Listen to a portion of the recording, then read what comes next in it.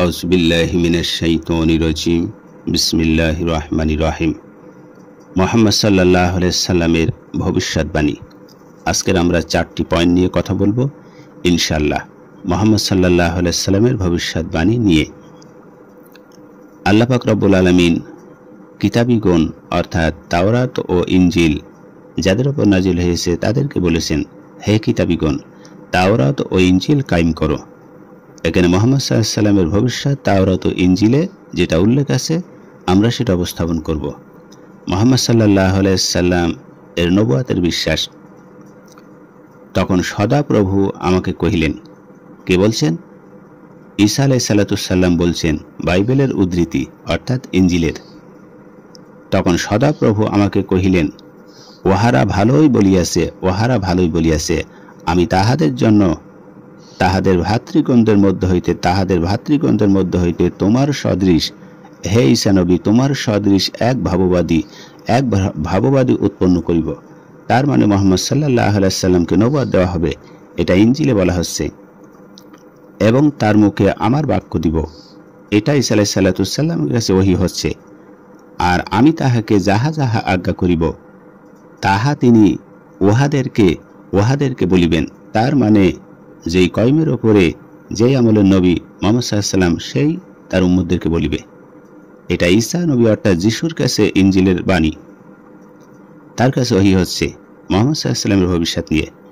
আর আমার নামে তিনি আমার যেই সকল বাক্য বলিবেন তাহাতে যে কেউ কর্ণপাত না করিবে তাহার কাছে আমি প্রতিশোধ লইব। এটা ঈসা আলাইহিস সালামের কাছে ভবিষ্যৎ করছেন মুহাম্মদ সাল্লাল্লাহু আলাইহি সাল্লামের। তার মানে মুহাম্মদ সাল্লাল্লাহু আলাইহি সাল্লামের কাছে যা ওহী করা হবে এবং তার প্রতিবেশীরা যে অস্বীকার করবে তার কাছে প্রতিশোধ নেবেন আল্লাহ। তাই বলেছিলেন, তাহাতে যে কেউ কর্ণপাত না করিবে তাহার কাছে আমি প্রতিশোধ লইব। কিন্তু আমি যে বাক্য বলতে আজ্ঞা করি নাই মানে হুকুম দেই নাই। আমার নামে যে কোনো ভাববাদী দুঃসাহসপূর্বক তাহা বলে, কিংবা অন্য দেবতাদের নামে যে কেউ কথা বলে, সেই ভাববাদীকে মরিতে হইবে অর্থাৎ জাহান্নামে যাইতে হইবে।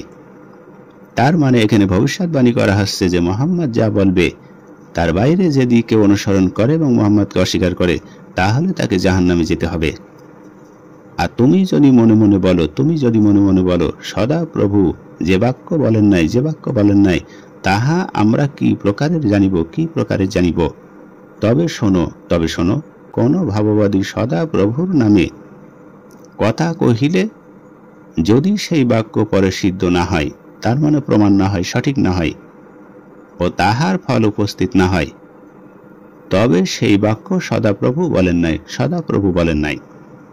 এই ভাববাদী দুঃসাহসপূর্বক তাহা বলিয়াছে, তার মানে নিজে বানিয়ে বলেছেন, তুমি তাহা হইতে উদ্বিগ্ন হইও না। এটা ঈসা আলাইহিস সালামকে হুঁশিয়ার করছেন।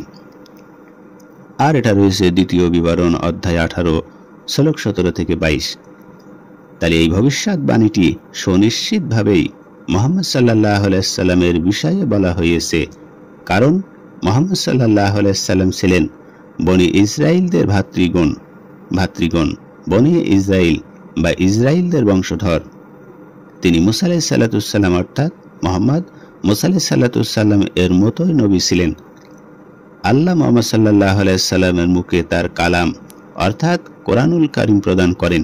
যারা কোরআন মান্য করবে না তাদের জন্য শাস্তির ব্যবস্থা করেছিলেন সকল দিক থেকে। তাহলে ভবিষ্যৎবাণীটি একমাত্র মুহাম্মদ সাল্লাল্লাহু আলাইহি সাল্লামের জন্যই প্রযোজ্য হচ্ছে। আমরা ইনজিল থেকে মুহাম্মদ সাল্লাল্লাহু আলাইহি সাল্লামের ভবিষ্যৎবাণী ঈসা আলাইহিস সালামের কাছে ওহী হয়েছে, আমাদের আলোচনা এটাই হচ্ছে। তাহলে খ্রিস্টানগণ দাবি করেছিলেন যে এই কথাটি যিশুর বিষয়ে বলা হয়েছে। বড় উদ্ভট এবং উদ্ভট দাবি তাদের। যিশু ঈশ্বর তাদের কথা অনুযায়ী, এবং যিশু তিনি ঈশ্বরের প্রেরণিত নবী তাদের কথা অনুযায়ী। একই ব্যক্তিকে নিজেই আবার আল্লাহ এবং নিজেই নিজের কাছে ওহী পাঠান, এটা কেমন করে হয়?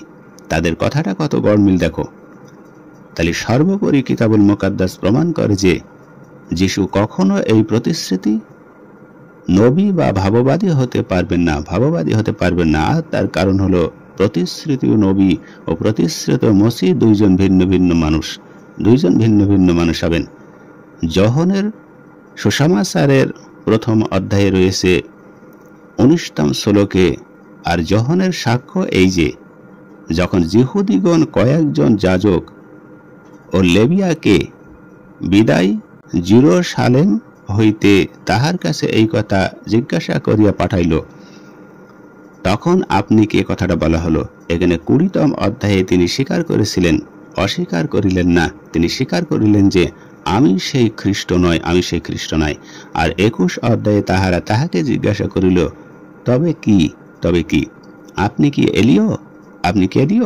ঈসা আলাইহিস সালাম বললেন, না, আমি এলিও নয়। তখন আবার তারা জিজ্ঞেস করলো, আপনি কি সেই নবী? তখন তিনি উত্তরে বলিলেন, না, সেই নবী নয়। তার মানে মুহাম্মদ সাল্লাল্লাহু আলাইহি সাল্লাম আমি নয়। তাহলে 25তম অধ্যায়ে বলা হয়েছে তাহারা তাহাকে জিজ্ঞাসা করিল, অর্থাৎ ঈসা আলাইহিস সালামের কওমের লোক জিজ্ঞাসা করিল ঈসাকে, আপনি যদি সেই খ্রিস্ট নহেন তাহলে এলিও নহেন, তবে ভাববাদী নহেন, তবে বাপ্তজাইজ করিতেছেন কেন? এখানে আমরা দেখেছি যে ইসরায়েলগণ জানতেন প্রতিশ্রুতি মসিহ ও প্রতিশ্রুত নবী দুই ব্যক্তি হবেন। যখন কোনো ব্যক্তি বা তারা জানতেন না। ইনজিলে অন্যত্র রয়েছে যে, সেই সকল কথা শুনিয়া লোকসমূহের মধ্যে কেহ কেহ বলিল, ইনি সত্যই সেই ভাববাদী। আর কেহ কেহ বলিল, ইনি সেই খ্রিস্ট। আর এটা লেখা রয়েছে যোহন অধ্যায় 7 শ্লোক 40 থেকে 41।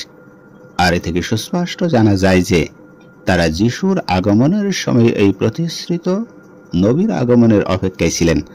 তার মানে যিশু যে প্রতিশ্রুতি দিচ্ছেন, অর্থাৎ ঈসা আলাইহিস সালাম তার কওমের লোকেদের, আর তার কওমের লোকেরা মুহাম্মদের আগমনের অপেক্ষা করছে। এবং তারা জানতেন যে প্রতিশ্রুত নবী আসবেন। তার মানে ঈসা আলাইহিস সালামের প্রতিশ্রুতি দেওয়া সেই নবী আসবেন, এবং সেই নবী প্রতিশ্রুত মসিহ নন। তার মানে ঈসা নন, বরং তিনি ভিন্ন মানুষ হবেন। এই অপেক্ষায় বনী ইসরায়েলরা ছিল। এখন প্রতিশ্রুত নবী মুসা আলাইহিস সালাম এর সদৃশ্য হবেন। এখানে বলা হয়েছে যে তোমার সদৃশ, অর্থাৎ যিশু কখনো মুসা আলাইহিস সালামের মতো ছিলেন না। মুহাম্মদ সাল্লাল্লাহু আলাইহি সাল্লাম নিঃসন্দেহে সামগ্রিকভাবে রাসূল সাল্লাল্লাহু আলাইহি সাল্লাম মুসা আলাইহিস সালামের সদৃশ ছিলেন। এখানে সামান্য কয়েকটি দিক আমরা উল্লেখ করছি যে মুহাম্মদ সাল্লাল্লাহু আলাইহি সাল্লাম মুসা আলাইহিস সালামের সদৃশ কেমন ভাবে ছিলেন। 1 নম্বর পয়েন্ট হচ্ছে তারা উভয় আল্লাহর বান্দা ও রসুল। তাহলে মুসা আলাইহিস সালাম ছিলেন আল্লাহর বান্দা এবং রসুল, এবং মুহাম্মদ সাল্লাল্লাহু আলাইহি সাল্লাম ছিলেন আল্লাহর বান্দা রসুল। তাহলে এটা হলো 1 নম্বর পয়েন্ট, তারা উভয় আল্লাহর বান্দা ও রসুল। 2 নম্বর পয়েন্ট, পিতা ও মাতার সন্তান। মুসা আলাইহিস সালাম পিতা মাতার সন্তান এবং মুহাম্মদ সাল্লাল্লাহু আলাইহি সাল্লাম পিতা মাতার সন্তান। এখানে মুসা আলাইহিস সালামের সাথে মুহাম্মদ সাল্লাল্লাহু আলাইহি সাল্লামের সাদৃশ্য এখানে বর্ণনা করা হচ্ছে। 3 নম্বর, বিবাহিত ও সন্তানদের পিতা। 4 নম্বর, উভয়ের ব্যবস্থায় রাষ্ট্রীয় ও সামাজিক বিধিবিধান রয়েছে। 5 নম্বর, জিহাদ বা যুদ্ধ করার নির্দেশ দেওয়া হয়েছে। 6 নম্বর, ইবাদতের সময় পবিত্রতা অর্জনের বিধান রয়েছে। 7 নম্বর, হালাল হারাম ও পাক নাপাকের ব্যবস্থা উভয়ের শরীয়তে একইভাবে বিদ্যমান আছে। 8 নম্বর হলো বিচার, শাস্তি, ব্যভিচারের শাস্তি ইত্যাদি উভয়ের শরীয়তে বিদ্যমান। 9 নম্বর, উভয়ে এইগুলি প্রয়োগ করতে সক্ষম ছিলেন। 10 নম্বর, উভয়ে তৃতীয়বাদ মুক্ত যিশু অর্থাৎ তাওহীদ বা একত্ববাদের শিক্ষা ও নির্দেশ মানুষকে দিয়েছিলেন। 11 নম্বর, তারা উভয় তাদের উম্মতকে নির্দেশ দিয়েছিলেন যে তাদেরকে আল্লাহর বান্দা ও রসুল, ঈশ্বরের ভাববাদী ও ঈশ্বরের দাস বলতে তাদেরকে ঈশ্বরের পুত্র বা ঈশ্বর, নাউজুবিল্লাহ, ঈশ্বর এই বলতে নির্দেশ তারা দেননি। মুহাম্মদ সাল্লাল্লাহু আলাইহি সাল্লামও দেননি এবং মুসা আলাইহিস সালামও তিনিও দেননি। তারপরে 12 নম্বর সাদৃশ্য ছিল উভয়ে স্বাভাবিক মৃত্যুবরণ করেছেন। 13 নম্বর সাদৃশ্য ছিল তারা কেউ অনুসারীদের জন্য শাপগ্রস্ত হননি। 14 নম্বর সাদৃশ্য হলো তারা উভয়ে মত নিজ নিজ জাতির মধ্যে সম্মতিত নেতা ছিলেন। এবং যাকে সকলে মান্য করেছিলেন এবং তার আদেশ ও নিষেধ পালন করেছিলেন। এই 14টা সাদৃশ্য মুসা আলাইহিস সালামের সাথে মুহাম্মদ সাল্লাল্লাহু আলাইহি সাল্লামের আছে, কিন্তু ঈসা আলাইহিস সালামের সাথে নেই। তাদের উভয়ের জীবন ওই ধর্ম ব্যবস্থার শরিয়াত তুলনা করলে এইরূপ আরো অনেক সাদৃশ্য ও মিল আমরা দেখতে পাই। এই সকল বিষয় নিয়ে ঈসা মসীহের সাথে মুসা আলাইহিস সালামের কোনো মিল নেই। তিনি কোনোভাবেই মুসা আলাইহিস সালামের সাদৃশ্য ছিলেন না। বাহ্যিকভাবে তাকে একজন মানুষ এবং ইহুদি বংশের মানুষ হিসেবে মুসা আলাইহিস সালামের সাদৃশ্য বলা যেতে পারে ঈসা আলাইহিস সালামকে, তবে এইরূপ সাদৃশ্যতা ইসরায়েল বংশের সকল মানুষেরও ছিল। এইরূপ বিষয়কে সাদৃশ্য বলে গণ্য করলে পুরো ভবিষ্যৎবাণী বাতিল হয়ে যাবে। সর্বোপরি খ্রিস্টানদের বিশ্বাস অনুসারে ঈসা আলাইহিস সালাম তিনি মানুষদের দেহ ধারণ করলেই তিনি প্রকৃতপক্ষে মানুষ ছিলেন না, বরং ঈশ্বর ছিলেন। কাজেই এই দুটি বিষয়ের মিলও প্রকৃত মিল নয়। কাজে কোনোভাবে ঈসা মসীহ মুসা আলাইহিস সালামের সাদৃশ্য নবী হতে পারবেন না। তার মুখে আল্লাহর কালামের আক্ষরিক প্রকাশ হবে। এই ভবিষ্যৎবাণীতে বলা হয়েছে যে তাহার মুখে আমার বাক্য দিব, তার মানে মুহাম্মদ সাল্লাল্লাহু আলাইহি ওয়াসাল্লামের ভবিষ্যৎ আছে। আর আমি তাহাকে যাহা যাহা আজ্ঞা করিব তাহা তিনি উহাদিগকে বলিবেন, তার মানে মুহাম্মদ সাল্লাল্লাহু আলাইহি ওয়াসাল্লামের উম্মতদেরকে বলিবেন। এ কথাও একমাত্র মুহাম্মদ সাল্লাল্লাহু আলাইহি ওয়াসাল্লাম এর ক্ষেত্রে প্রযোজ্য, কারণ একমাত্র কোরআনই আক্ষরিক আল্লাহর বাক্য। আল্লাহ যা বলেছিলেন তাই এর মধ্যে আছে। এর মধ্যে আল্লাহর বাক্য ছাড়া অন্য কিছু নেই। বিশ্বে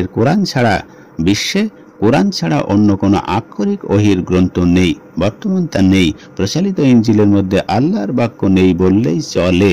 এমনকি প্রচলিত ইনজিলের মধ্যে মসীহের বাক্য সামান্য,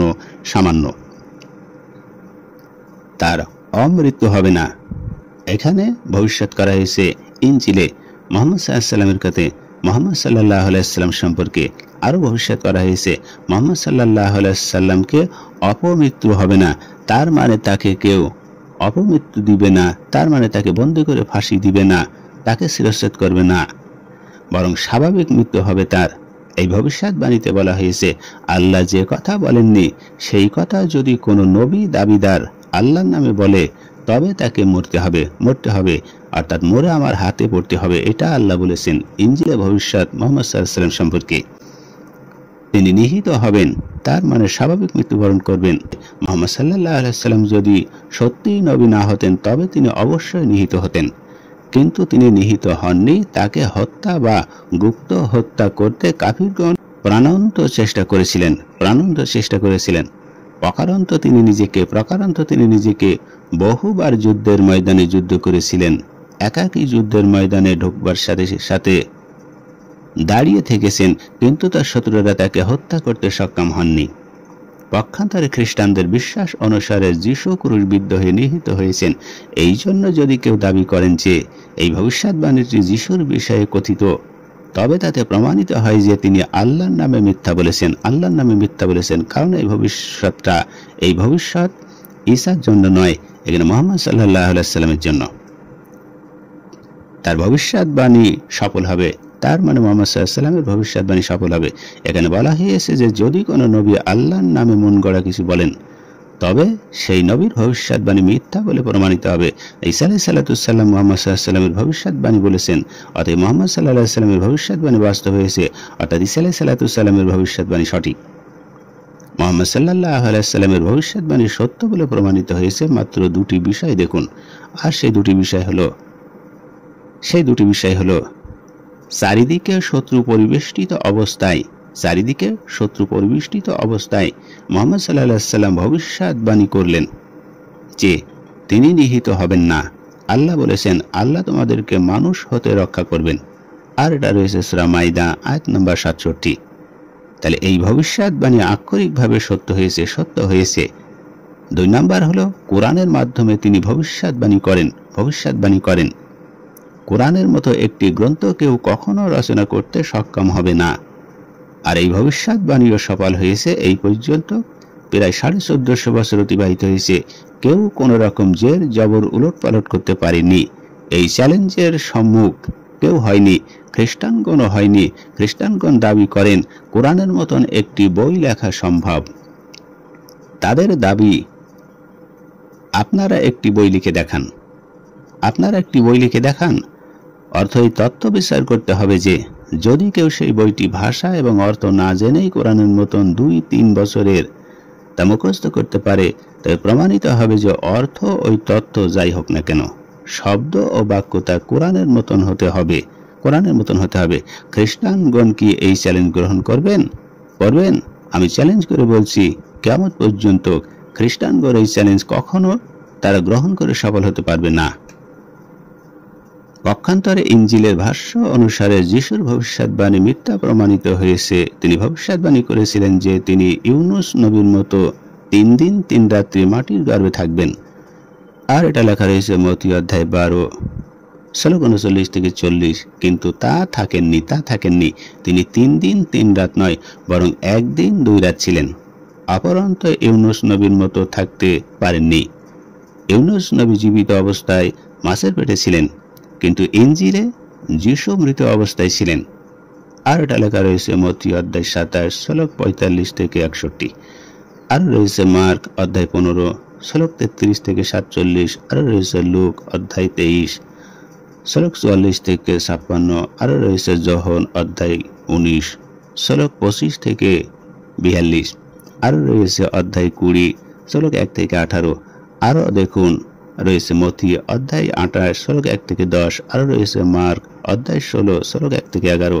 আরও রয়েছে লুক অধ্যায় 28 শ্লোক 1-12। এছাড়াও তিনি বলেছিলেন যে তার কিছু শিষ্যের জীবন দশাতেই কিয়ামত হবে এবং তিনি ফিরে আসবেন। তার মানে ঈসা আলাইহিস সালাম আবার ফিরে আসবেন। তিনি একথাও বলেছিলেন, আমরা জানি জেরুজালেমের যে মসজিদ আছে সেই মসজিদের এক মিনারের ওপর ঈসা আলাইহিস সালাম অবতরণ করবেন এবং তিনি যখন অবতরণ করবেন মনে হবে যে তিনি গোসল করে কেবল আসলেন, তার চুল থেকে পানি টপকাবে। একথা মিথ্যা প্রমাণিত হয়েছে তাদের কথা, অথচ ঈসা আলাইহিস সালাম আসবে। আর এটা রয়েছে মত্তী অধ্যায় 16 শ্লোক 27-28।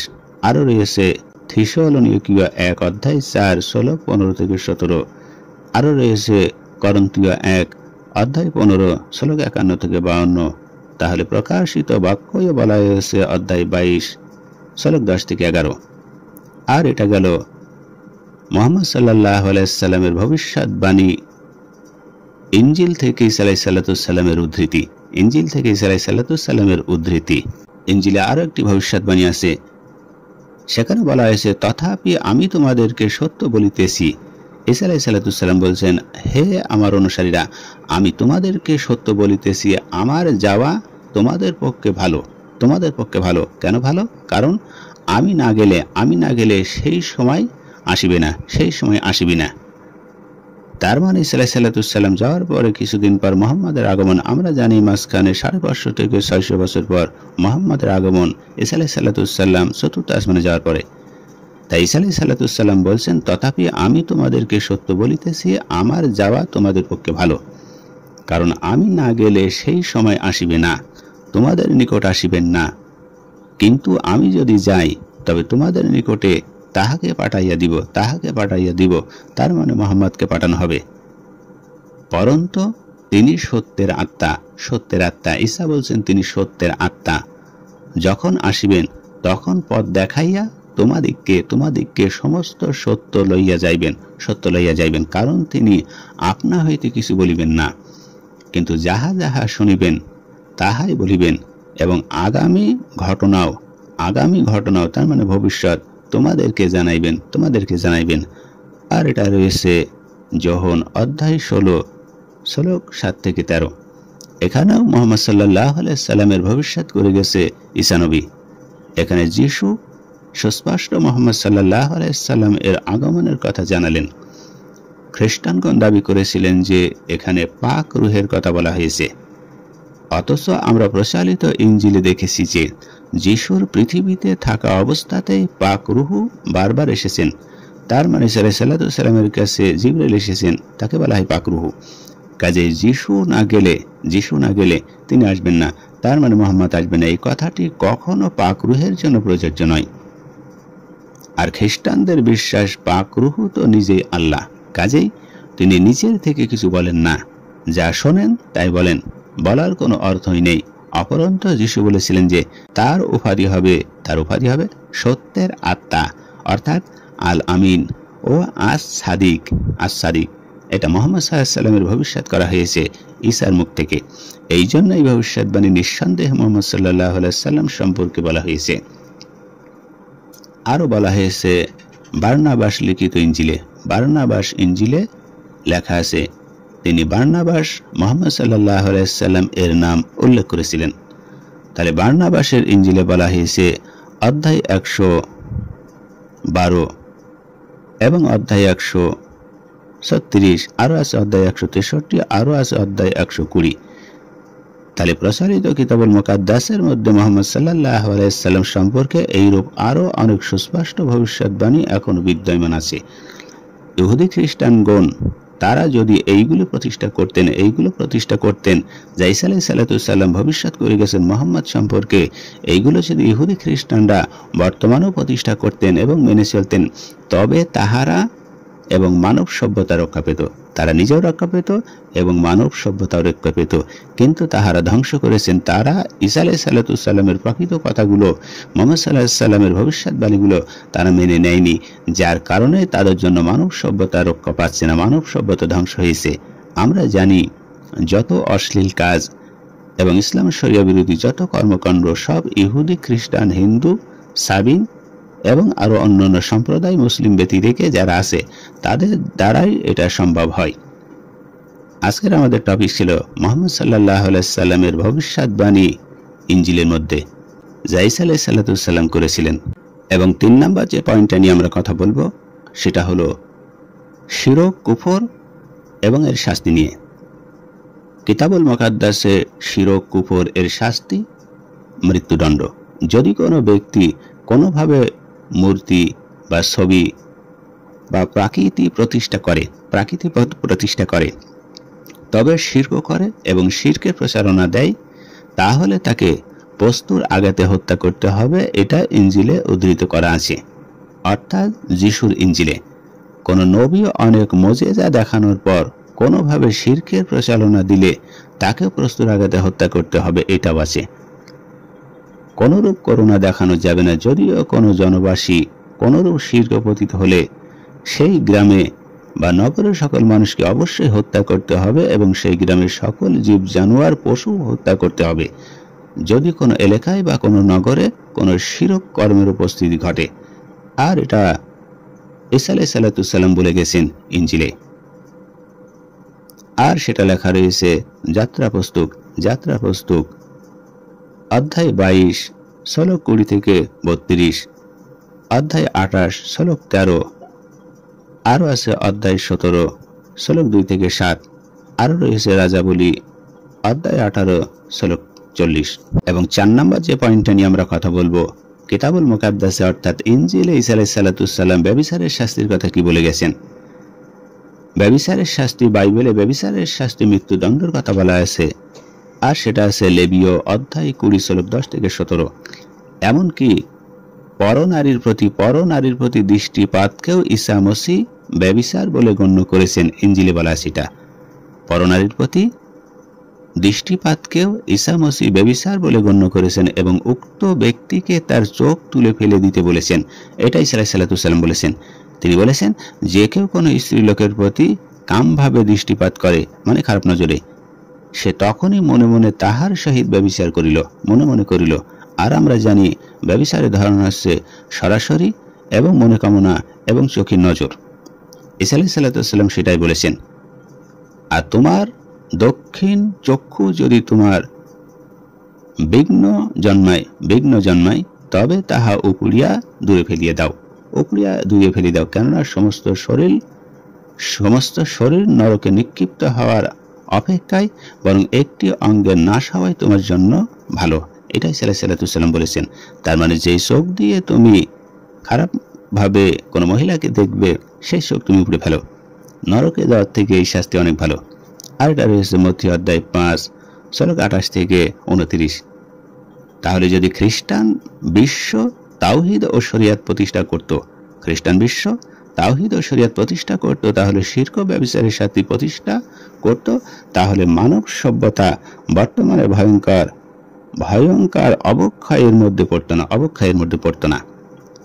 যদি কেউ আপনাকে বলে যে কোরআন তাওরাত ইনজিল প্রতিষ্ঠা করার নির্দেশ দিয়েছে, আপনি তাকে বলুন, হ্যাঁ, কোরআন ইহুদি খ্রিস্টানদেরকে তাওরাত ইনজিল এবং কোরআনের বিধিবিধান প্রতিষ্ঠার নির্দেশ দিয়েছে। ঈসা মসীহ পাপ বহন করেন এই বলে ধোঁকা দিয়ে শিরক ও ব্যভিচার প্রতিষ্ঠা করার নির্দেশ দেয়নি। ঈসা মসীহ সব পাপ নিয়ে চলে গেছেন, এখন শিরক ও ব্যভিচার যা করবেন আর কোনো পাপ হবে না, এটা তো ঈসা বলেননি। খ্রিস্টান চার্চগুলিতে পাদ্রীগণ যত ব্যভিচার ও ধর্ষণ করেন, বিশ্বে আর কোনো ধর্মলয় ঘটে না, আপনারা সেটা দেখতে পারেন। এই সকল পাদ্রীকে তাওরাতের নির্দেশিত শাস্তি প্রদান করুন। সকল খ্রিস্টান চার্চে ঈসা মসীহ, তার মাতা মরিয়ম ও অন্য অন্য নাগরিক মানুষদের প্রতিমা বিদ্যমান, এইগুলি ধ্বংস করুন। কারণ ঈসা আলাইহিস সালাম মূর্তি তৈরি করার কথা বলেননি, যেটা ঈসা এবং তার মাকে করে রেখেছেন। যারা এইগুলো বানিয়েছে বা এইগুলোকে ভক্তি মানত উৎসর্গ করতে উৎসাহ দিয়েছে, তাদের সকলকে মৃত্যুদণ্ড প্রদান করুন। এরপরও আমাদের কাছে তাওরাত ইনজিল নিয়ে আসুন। তাহলে আমরা 3টে পয়েন্ট এখানে কথা বললাম। 1 নম্বর হচ্ছে মুহাম্মদ সাল্লাল্লাহু আলাইহি সাল্লাম এর নবুয়াতের বিশ্বাস, ঈসা আলাইহিস সালাম ভবিষ্যৎবাণী। 2 নম্বর হচ্ছে ইনজিলের একটি ভবিষ্যৎবাণী মুহাম্মদ সাল্লাল্লাহু আলাইহি সাল্লাম সম্পর্কে। 3 নম্বর হচ্ছে শিরক ও কুফরের শাস্তি সম্পর্কে ঈসা আলাইহিস সালামের ভবিষ্যৎবাণী। 4 নম্বর হলো ব্যভিচারের শাস্তি সম্পর্কে ঈসা আলাইহিস সালামের ভবিষ্যৎবাণী। এবং 5 নম্বর যে পয়েন্টটা হবে সেটা হবে কিতাবুল মুকাদ্দাসের একটি সহজ নির্দেশ প্রতিষ্ঠা করুন। সম্মানিত শ্রোতা, ইহুদিগণ কেবল মুকাদ্দাসের একটি বিধানও মানেন না, শুধু 2-4টি কথাকে বিকৃত করে সাধু ফলের নিত্যবাদী আকীদা প্রমাণ করতে চেষ্টা করেন। ঈসায় প্রচারকদেরকে তাওরাত শরীফের লেবিয়া পুস্তকের 15 অধ্যায়টি পড়তে বলুন। পুরুষ ও নারীর নাপাকির উৎস সব বিধান আপনি বলুন, আপনি বা কোনো খ্রিস্টান কি এই বিধানগুলি মানেন? তাওরাতের কোনো বিধানটি আপনারা প্রতিষ্ঠা করেন? তাওরাতের সহজ একটি মৌলিক বিধান প্রতিষ্ঠার জন্য তাকে দাওয়াত দিন। তাওরাত বলে, যে ব্যক্তি কোনো খোদিত বা ছাঁচে ঢাকা প্রতিমা সদাপ্রভু ঘৃণিত বস্তু শিল্পকরণের হস্তনির্মিত বস্তু নির্মাণ করিয়া গোপনে স্থাপন করে, সেই শাপগ্রস্ত অর্থাৎ অভিশপ্ত। এটা ইনজিলের ভাষ্য। তখন সমস্ত লোক উত্তর কহিয়া বলিবে, হয়তো আমেল সকল ব্যভিচারী শাপগ্রস্ত। যে কেউ এই ব্যবস্থার কথা সকল পালন করিবার জন্য সেই সকল অটাল না রাখে, সেই শাপগ্রস্ত। তখন সমস্ত লোক বলিবে, আমিন আমিন। আর এটা রয়েছে দ্বিতীয় বিবরণ, অধ্যায় 27, শ্লোক 15, অধ্যায় 20, শ্লোক 23 এবং 26। তাহলে এখানে খ্রিস্টান প্রচারকগণকে আপনারা বলুন, আসুন এই বিধানটি কায়েম করে আমরা দোয়া করি, যেই সকল পাদ্রী পোপ ও বিশপ যিশু মেরি ও অন্যান্য মানুষের খোদিত ছাঁচে ঢালা বা শিল্পীর আঁকা মূর্তি প্রাকৃতি বা ছবি তৈরি করে চার্চে ওই সমাজে প্রতিষ্ঠা করেছেন। তাওরাতের বিধান প্রতিষ্ঠায় অটল থাকেননি, বরং ঈসা মসীহ পাপ বহন করবেন বলে প্রতারণা করে সকল প্রকারের পাপাচার ওই ব্যভিচার আশ্রয় দিয়েছেন। মানব সমাজকে এই চার্চগুলোকে ব্যভিচারের আঁকড়া বানিয়েছেন। তারা সকলে আল্লাহর অনন্ত লানত ও অভিশাপে অভিশপ্ত হোক। আসুন আপনারা আর আমরা দোয়া করি, একসাথে এগুলো বলি। খ্রিস্টান প্রচারকগণ যদি আমিন বলতে দ্বিধা করেন যে না, আমিন বলা যাবে না, তাহলে আমাদের বুঝতে হবে যে তারা কিতাবুল মুকাদ্দাসের বিশ্বাস করে না। আমাদের এই 4টি পয়েন্ট নিয়ে আজকের আলোচনা ছিল। ইনশাআল্লাহ মুহাম্মদ সাল্লাল্লাহু আলাইহি সাল্লামের ভবিষ্যৎ নিয়ে, মুহাম্মদ সাল্লাল্লাহু আলাইহি সাল্লামের নবুয়াতের বিশ্বাস, ঈসার ভবিষ্যৎবাণী এবং ইনজিলের একটি ভবিষ্যৎবাণী মুহাম্মদ সাল্লাল্লাহু আলাইহি সাল্লামের, এবং শিরক ও কুফরের শাস্তি সম্পর্কে ঈসার ভবিষ্যৎবাণী, ব্যভিচারের শাস্তি সম্পর্কে ঈসার ভবিষ্যৎবাণী, কিতাবুল মুকাদ্দাসের একটি সহজ নির্দেশ প্রতিষ্ঠা করুন। কিন্তু সেটা ঈসা আলাইহিস সালামের অনুসরণের দাবি যারা করেন, সেই চার্য গুরুগণ, সেই পাদ্রীগণ কিতাবুল মুকাদ্দাসের একটি সহজ নির্দেশ প্রতিষ্ঠা করবে না। আমাদের আলোচনা আজকের এ পর্যন্ত। সকলকে ধন্যবাদ।